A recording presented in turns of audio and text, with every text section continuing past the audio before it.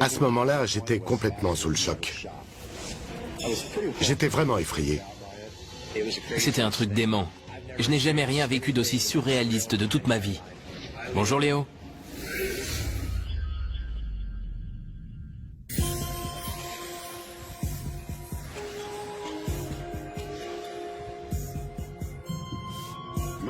Mon histoire de fantôme a commencé dans mon pub, le Cy Greens, à Indianapolis. En fait, je ne suis que le copropriétaire du Cy Greens. Nous l'avons acheté il y a 3 ans avec un ami. Il y a toujours eu des rumeurs comme quoi ce lieu serait hanté. On aurait entendu des bruits, ressenti des choses. Les barmen auraient vu des apparitions au moment de la fermeture quand il restait tard. Moi qui suis un peu plus terre à terre, je mettais toutes ces histoires sur le compte des craquements du vieux bâtiment. Mais un événement a tout remis en question. En plein milieu de la nuit et sans raison apparente, des bouteilles de whisky ont explosé derrière le bar sur une étagère. Ça n'aurait pas dû arriver. Il n'y a aucune raison pour que des bouteilles de whisky explosent. Cette histoire s'est répandue très rapidement et 2 habitués ont trouvé tout ça très intéressant. Je suis un habitué du Cy Greens. Et un jour, le barman nous a dit « Eh les gars, vous croirez jamais ce qui s'est passé cette nuit. » Après avoir entendu son histoire, j'ai contacté Jerry Maple avec un ami et on lui a demandé si on pouvait venir jeter un œil. Ben est venu me voir et m'a demandé « Ça te dérange si des spécialistes du paranormal viennent mener leur enquête ?» J'ai dit « Ok ». Le bar a fermé un peu plus tôt. L'équipe est arrivée, ils ont installé leur matériel. Il y avait Jerry, mon ami et moi, et l'équipe d'enquêteurs. C'est tout. Voilà comment je voyais les choses. Je pensais qu'il viendrait, qu'il passerait quelques heures ici, qu'il ne trouverait rien et qu'il repartirait.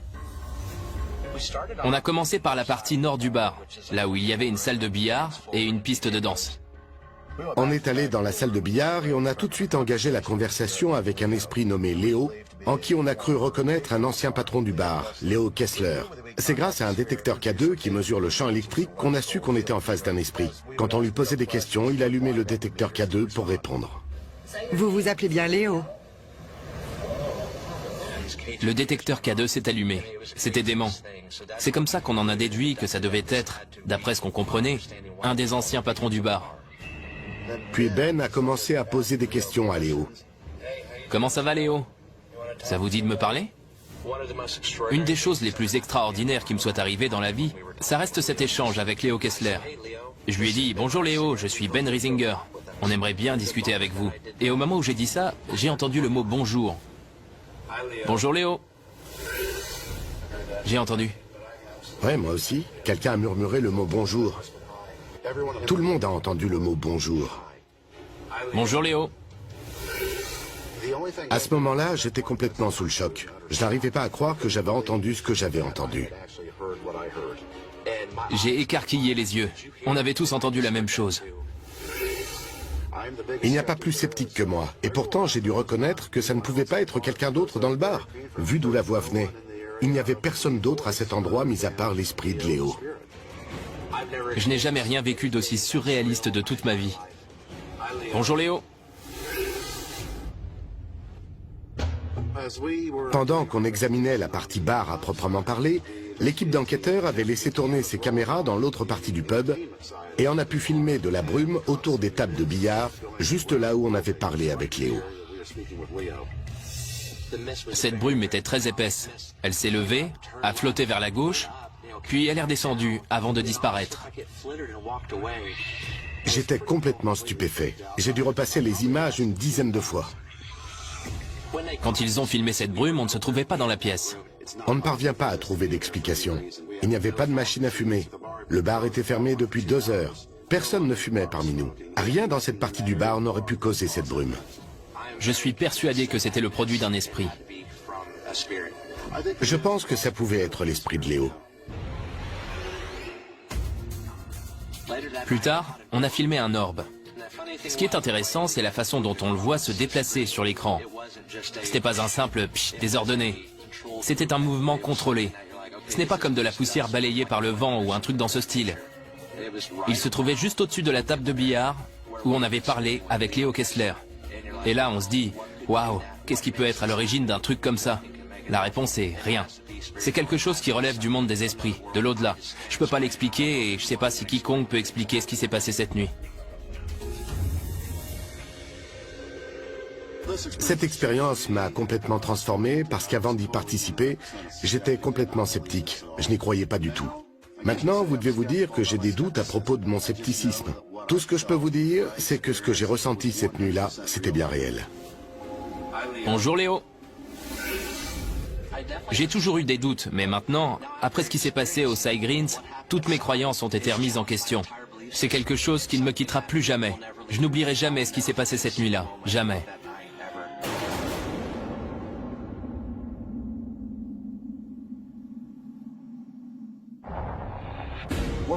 On a remarqué qu'on distinguait très bien la silhouette. On pouvait voir un bras se balancer, une jambe bouger. C'était les esprits des 3 garçons qui avaient perdu la vie ici. Je n'avais jamais eu aussi peur de ma vie. C'était quoi?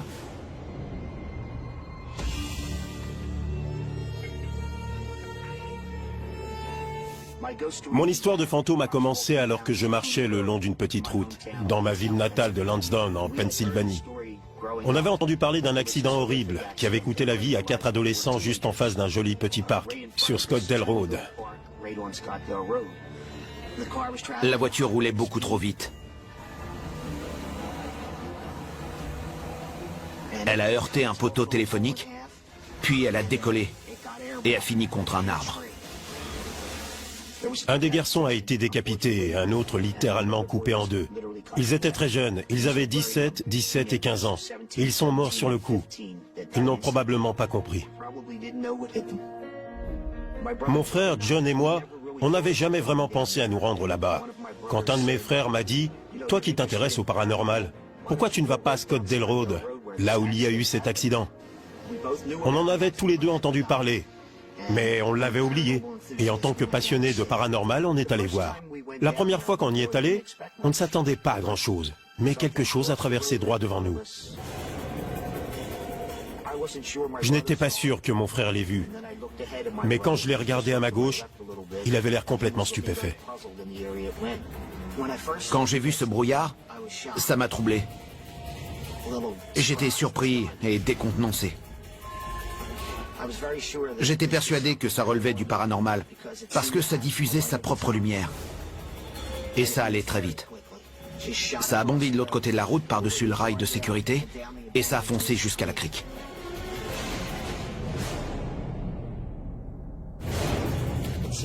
Ça diffusait sa propre lumière, et ça allait très vite. Ça a bondi de l'autre côté de la route par-dessus le rail de sécurité, et ça a foncé jusqu'à la crique. Et puis on l'a perdu de vue. On est descendu vérifier. Et comme on se rapprochait du rail, on a entendu un coup. T'as entendu ça? Ouais. On aurait dit un coup sur le rail. C'est comme si quelqu'un avait jeté une pierre sur la barrière.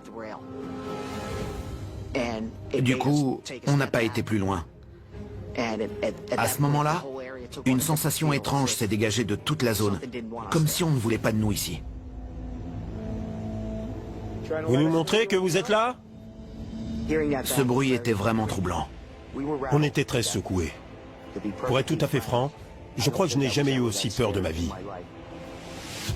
Toutes les nuits, on récupérait de plus en plus d'images de cette brume. Parfois, elle renfermait des orbes. Tous les soirs, on en photographiait au moins un. Il semblait venir de nulle part, un peu comme s'il sortait tout droit du sol. On ne les voyait pas à l'œil nu, mais chaque soir, l'un après l'autre, on les prenait en photo. Quand on a passé ces preuves en revue, on était dans le flou total. À ce moment-là, on était sûr que c'était une manifestation paranormale. C'était l'esprit des 3 garçons qui avaient perdu la vie ici.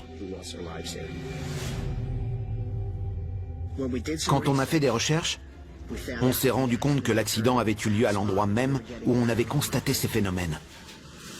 Je suis convaincu qu'on était confronté à l'esprit de ces jeunes.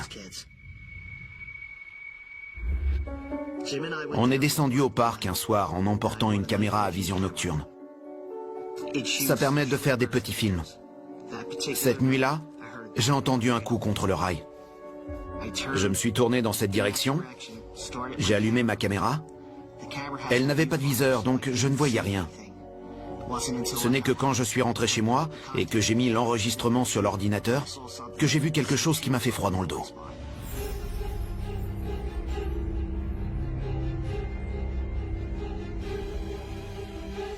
J'avais filmé une apparition de forme humaine qui marchait dans le parc.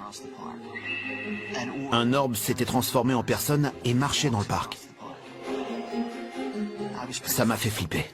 Ça ne pouvait pas être quelqu'un d'autre. À part le coup sur le rail, il n'y avait pas de bruit. Tout était silencieux. J'étais probablement à une vingtaine de mètres seulement de cette apparition. On a remarqué qu'on distinguait très bien la silhouette. On pouvait voir un bras se balancer, une jambe bouger. On pouvait voir au travers. Mais on n'a pas pu la suivre. Elle est allée dans un mur de pierre. C'est fascinant d'avoir pu capturer quelque chose comme ça sur une vidéo. Je suis persuadé que cet orbe qui s'est transformé en esprit est l'esprit d'un de ces garçons et qu'ils sont toujours là. Il n'y a aucun moyen de savoir pourquoi ces trois garçons sont toujours présents dans ce parc 35 ans plus tard. Ce n'est pas sans raison, j'imagine.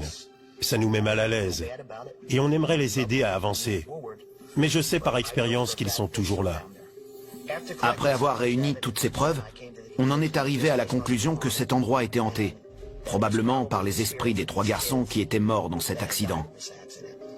Après toutes mes expériences sur Scottsdale Road, je sais qu'il y a des fantômes et qu'ils sont parmi nous. Après être allé dans ce parc avec mon frère John tant de nuits, après avoir réuni des preuves et les avoir vues de nos propres yeux, après avoir été physiquement touchés, ça ne fait aucun doute. Il y a des esprits là-bas. Je crois fermement aux fantômes.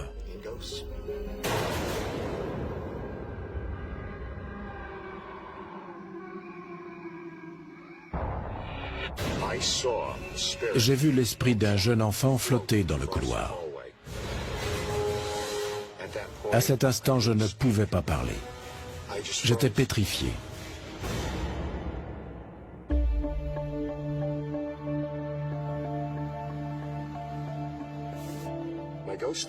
Mon histoire de fantôme a commencé quand j'ai visité le Penthouse Museum de Coventry.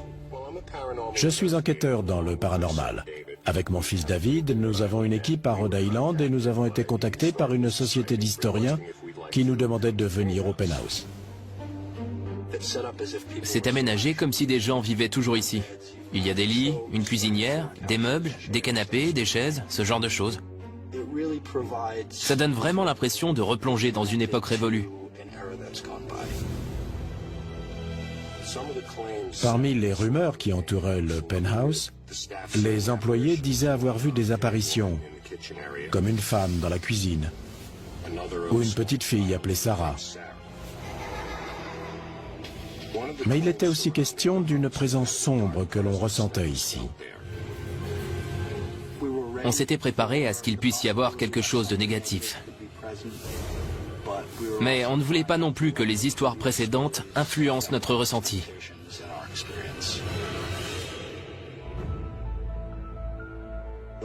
La première fois qu'on est venu, on a commencé par la cave, puis on est monté au premier. Un de nos enquêteurs filmait le tout avec une caméra haute définition. Plus tard, on s'est rendu compte qu'il y avait une voix d'enfant sur la bande qui disait « Je les entends venir ».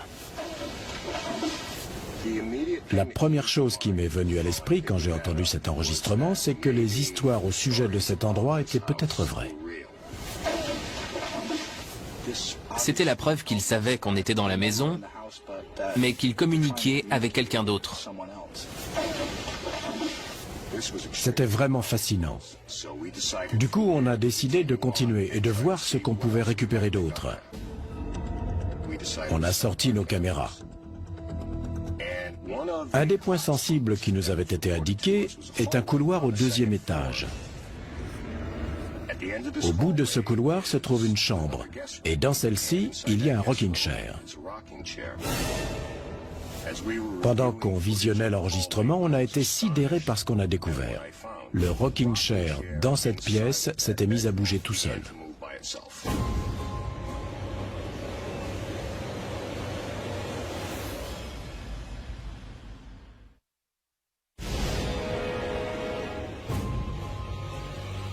J'étais troublé. On n'avait jamais vu quelque chose comme ça avant. Quand je l'ai vu bouger, ça m'a surpris. C'était un vrai coup de chance qu'on arrive à fixer un phénomène comme ça sur vidéo.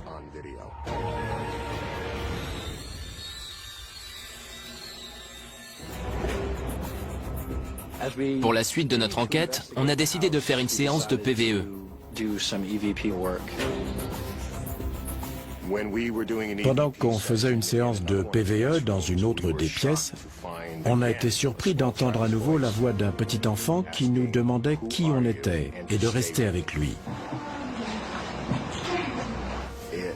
Ça a pris une tournure à la fois personnelle et émotionnelle pour beaucoup d'entre nous, particulièrement pour ceux qui avaient des enfants. Il s'agissait maintenant de savoir s'il y avait l'esprit d'un enfant ici, et si c'était celui de Sarah.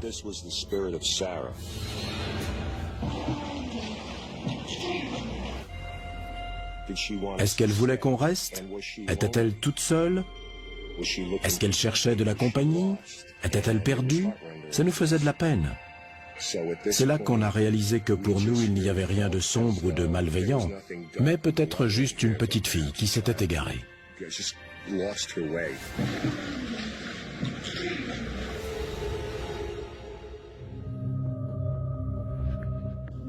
On a poursuivi notre enquête. Mon père a décidé de faire une petite pause et il est monté dans la salle à manger à l'étage. Je suis resté assis là à observer le couloir pendant peut-être une vingtaine de minutes, quand pour la première fois de ma vie, j'ai vu l'esprit d'un petit enfant qui flottait dans le couloir. C'était une image très visible, très nette et de profil. Il est allé de la droite vers la gauche. Il est entré dans la salle de classe, puis il a disparu. J'étais tétanisé. Je ne pouvais pas parler. J'étais stupéfait. Je n'ai jamais vu mon père plus secoué que quand il a vu cette apparition. Je n'avais jamais rien vu de pareil. Rien que je n'aurais pu identifier aussi clairement comme un esprit. Il a fallu que je sorte de la pièce pour aller décompresser et pour faire le point sur ce que je venais de voir. C'est là que je me suis rendu compte qu'un des enquêteurs avait placé une caméra portative sur la table de la salle à manger, dirigée vers le couloir. On s'est précipité au QG pour visionner la vidéo. Le film montrait une très étrange lumière qui se déplaçait de la droite vers la gauche. C'est quelque chose qui diffusait sa propre lumière. On a revisionné toute la bande. On a observé chaque élément lumineux, chaque reflet. Et on a été très satisfait de voir à la fin qu'on avait enregistré quelque chose de très étrange.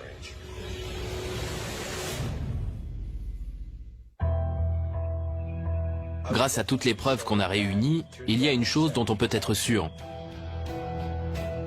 Il y a un esprit au Painhouse Museum.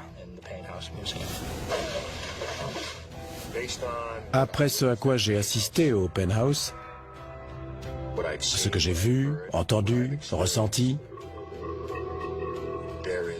pour moi, ça ne fait aucun doute qu'il y a une présence ici qui demeure.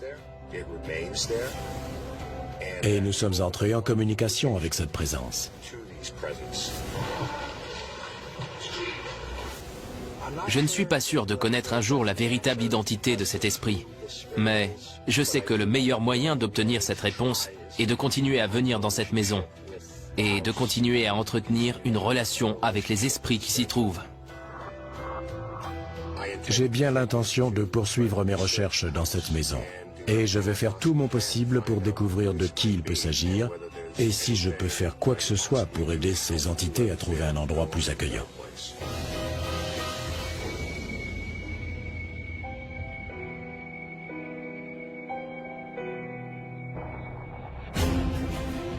On a entendu un épouvantable cri de femme. Notre présence a contrarié l'esprit. J'ai vu l'apparition sortir du mur et y retourner.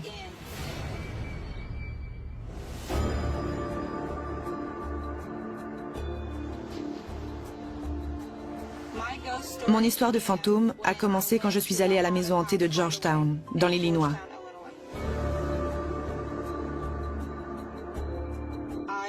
Je me suis toujours intéressée au paranormal et au surnaturel. Amanda et moi, on s'intéresse beaucoup au paranormal. Et on se pose beaucoup de questions sur ce qui nous entoure. Scott et moi avons été contactés par le propriétaire de la maison hantée. C'est l'une des attractions hantées les plus réputées de Georgetown. Le propriétaire était préoccupé et angoissé à l'idée de devoir fermer son établissement, parce que ses employés étaient trop effrayés pour y travailler à cause de toutes les manifestations paranormales qui y avaient eu lieu. On a voulu savoir exactement ce qu'il y avait à cet endroit et pourquoi c'était là.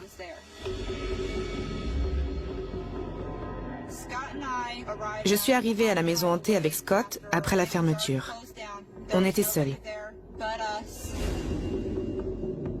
Mais dès qu'on a passé la porte d'entrée de la maison, ce n'était plus le cas. Même si l'endroit était complètement clos, on a quand même ressenti un frisson quand on est entré. On avait la sensation que quelque chose était derrière nous, en train de nous observer. C'est un sentiment très désagréable.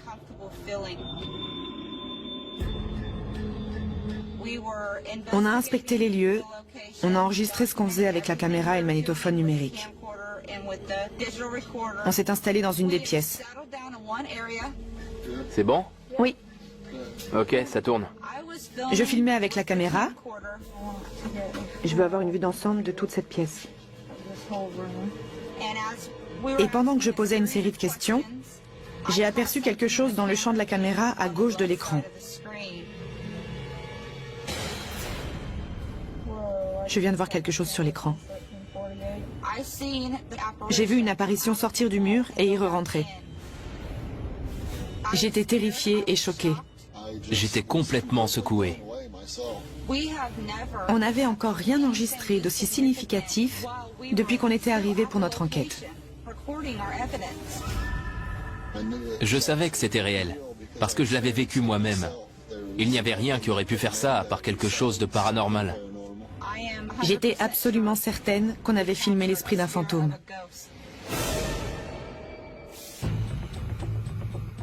Quand la nuit est tombée, la température a chuté dans la maison.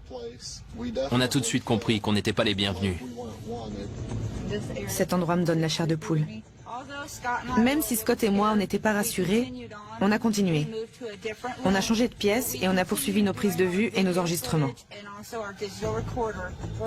Où est-ce que je mets ça? On posait des séries de questions. Est-ce qu'il y a quelqu'un? J'ai notamment demandé, êtes-vous un démon? Ce à quoi quelqu'un a répondu, implorez Dieu. On a demandé s'il y avait un démon ici. Peut-être qu'il se sentait menacé et qu'il ignorait qui on était. C'était vraiment flippant d'entendre cette voix désincarnée. Vous savez, quand vous entendez quelque chose qui sort d'on ne sait pas où et qu'on ne peut pas l'expliquer. Plus tard, cette nuit-là, on s'est rendu dans un couloir bien précis de la maison. Enquête dans la maison hantée, il est presque 3 heures du matin. On a traversé tout le couloir en laissant tourner notre enregistreur numérique d'un bout à l'autre, tout en enchaînant les questions. S'il y a quelqu'un, vous pouvez nous faire un signe? Alors que je faisais une séance de PVE, j'ai entendu d'autres voix désincarnées. Une des réponses qu'on a eues a été « Vous êtes la secte ». T'as entendu? On avait presque l'impression qu'on était accusés d'être les responsables de tout ce qui se passait. Peut-être que cet esprit était contrarié par notre présence.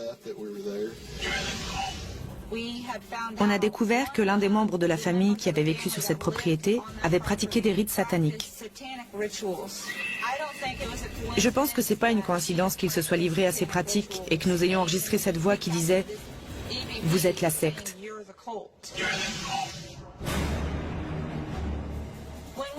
Quand on a réalisé que c'était un esprit intelligent, qu'il répondait à nos questions immédiatement, on ne s'est pas senti de continuer toute la nuit. Je voulais partir, parce que la situation devenait de plus en plus oppressante. Et il se dégageait de tout cet endroit une atmosphère terrifiante. On était dans la pièce à vivre, comme on dit. On était assis avec Scott, on posait nos questions quand on a entendu un épouvantable cri de femme.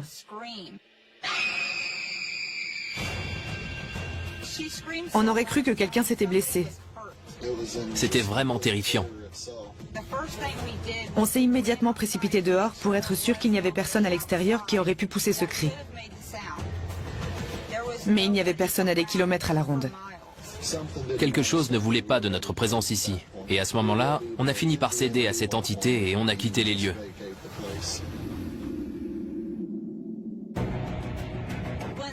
Quand on nous a contactés pour mener des recherches dans cet endroit, on n'avait aucune idée de ce qui allait se passer. C'est sans aucun doute l'un des endroits les plus effrayants dans lesquels on est allé. Ni Scott, ni moi n'avons envie de retourner dans cette maison hantée de sitôt. Je suis pas vraiment du genre à perdre mon sang-froid face à quelque chose qui fait peur. Mais je préfère ne pas retourner dans cette maison hantée. Et en tout cas, ce sera pas tout seul.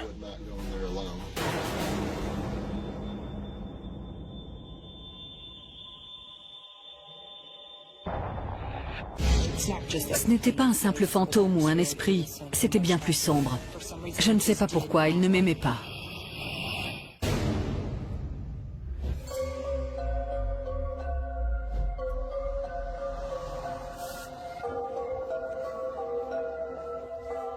Mon histoire de fantôme a commencé quand j'ai vu mon ami Star se faire attaquer par un esprit dans un cimetière. En mai 2011, je suis allée au cimetière d'Edgerly en Louisiane.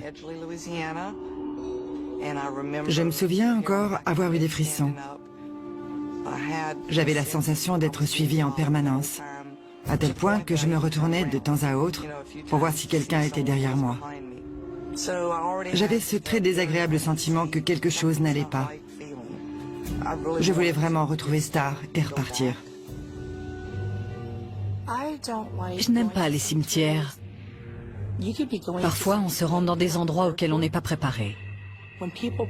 Quand les gens meurent et qu'ils ont encore des choses à faire, normalement leur esprit ne reste pas dans le cimetière. Ils vont dans des endroits qu'ils aiment ou qu'ils connaissent. Les seules choses qu'on trouve dans un cimetière sont négatives, sombres, malsaines. Et on préfère ne pas y avoir affaire. J'ai voulu y aller pour obtenir des PVE, des phénomènes de voix électroniques ou des photos. Star n'aime pas les cimetières, mais comme je lui avais dit que j'avais un mauvais pressentiment, elle s'est sentie obligée de venir. J'ai prévenu Lisa que je me sentais mal à l'aise. Elle a tout de suite dit que quelque chose n'allait pas. Puis elle s'est rendue directement auprès de cette tombe. Tout d'un coup, j'ai eu ce sentiment écrasant que quelque chose ou quelqu'un m'appelait pour me parler et pour manifester sa présence. On l'a suivie et on a commencé notre séance de PVE. Star était derrière moi. Je l'ai senti poser sa main sur mon épaule. Je me suis retournée et c'est là que j'ai remarqué qu'elle était en nage. Elle m'a dit qu'elle ne se sentait pas bien, qu'elle commençait à avoir du mal à respirer.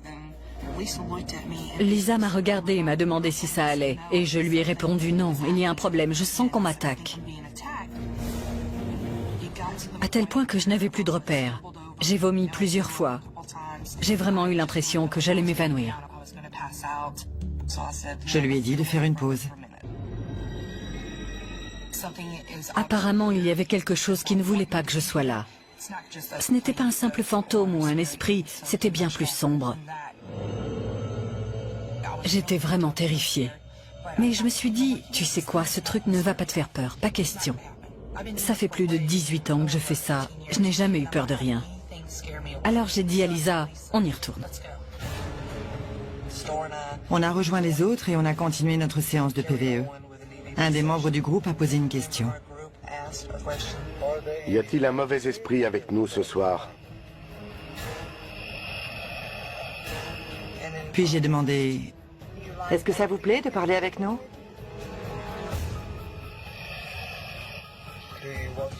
Voulez-vous que Star revienne parler avec vous? Quand on a évoqué la présence de Star ici, on a eu une réponse très brève qui disait non. Je ne sais pas pourquoi, mais il ne m'aimait pas. Avez-vous un message pour Star?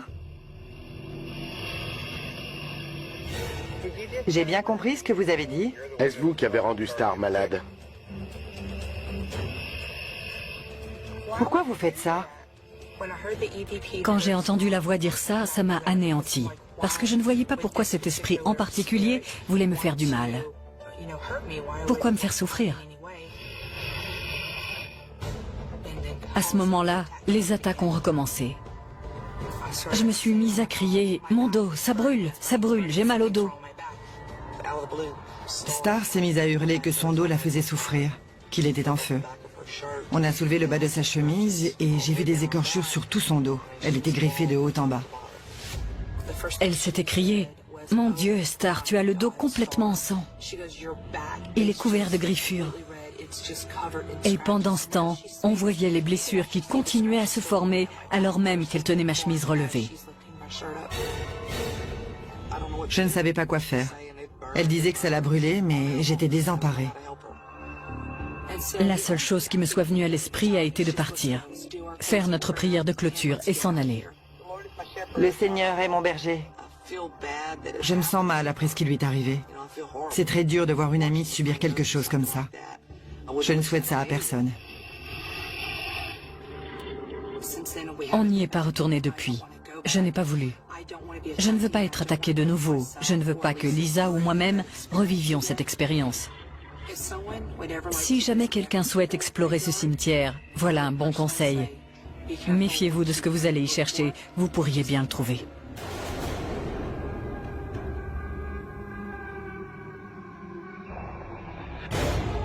Le docteur et une infirmière avaient une relation. Quand son épouse l'a découvert, on raconte que le docteur se serait suicidé dans le living room et que l'infirmière se serait pendue au lustre dans le vestibule. Ce n'est pas rassurant de voir le lustre bouger tout seul.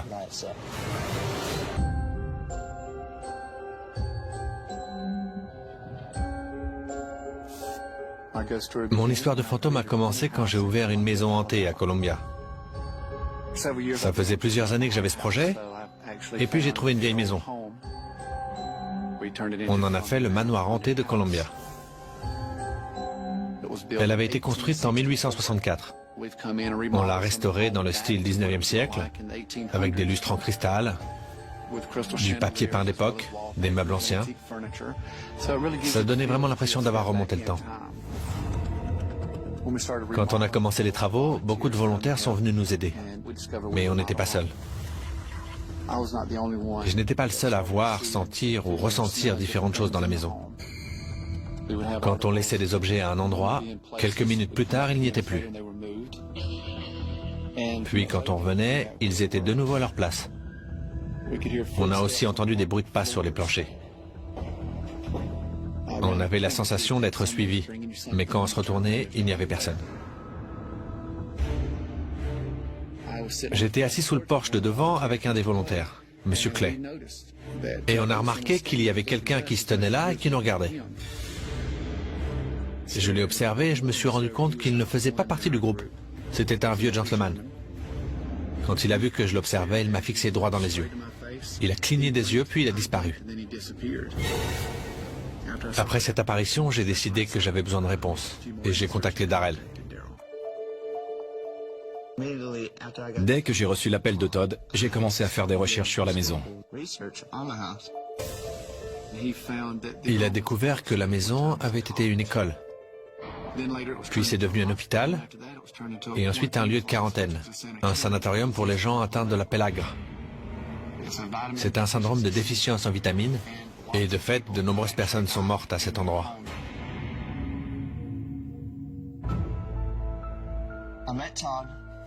J'ai fait la connaissance de Todd. On a parlé de ce qu'il avait vu, comme l'apparition de cet homme. Ça m'a poussé à creuser davantage. Et je suis tombé sur un docteur nommé John Yarbrough. Darrell m'a apporté une photo du docteur. Quand je l'ai vu, j'ai été vraiment stupéfait. C'était l'homme que j'avais vu debout dans le vestibule. Je sais que je ne suis pas fou, qu'il y a quelqu'un ici avec nous. Et on en avait la preuve.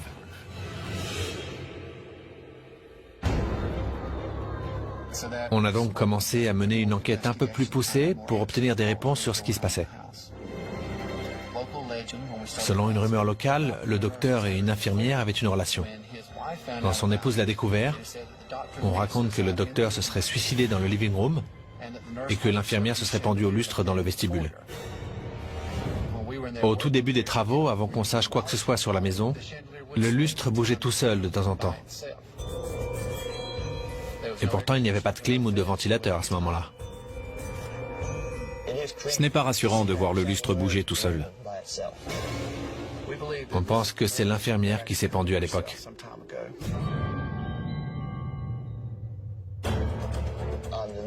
Le soir où j'ai commencé mon enquête, j'ai quelques amis qui sont venus m'aider. On a installé des caméras HD, des caméras digitales et des enregistreurs digitaux. En inspectant la maison cette nuit-là, on a pu prendre une quantité incroyable de photos d'orbes.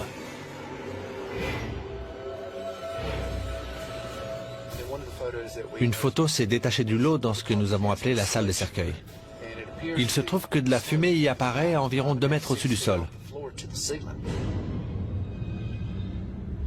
C'est assez étrange parce que quand on est dans la pièce, on ne voit pas la fumée. En revanche, quand on prend des photos, elle est dessus. On pense que ça remonte à l'époque où la maison a brûlé. Certaines parties seulement avaient été détruites et puis on les avait reconstruites. On a pris une photo de la maison depuis l'extérieur.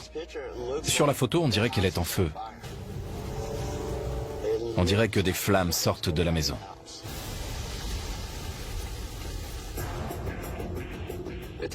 Il en faut beaucoup pour me faire peur. Mais une nuit, j'ai vraiment eu peur. On était tous rentrés chez nous et j'avais oublié quelque chose.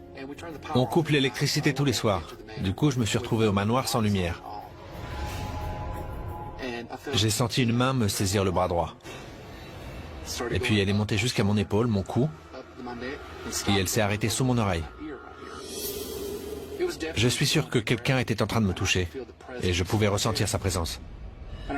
Je sais que ce n'était pas humain, parce qu'après avoir fermé, on avait vérifié que tout le monde était bien rentré, et que personne n'était resté enfermé. Le manoir était plongé dans le noir, alors je devais trouver mon chemin dans les labyrinthes et parmi les obstacles. Je me suis pas attardé. J'ai voulu me rendre sur les lieux de cette expérience. Ils ont installé des caméras.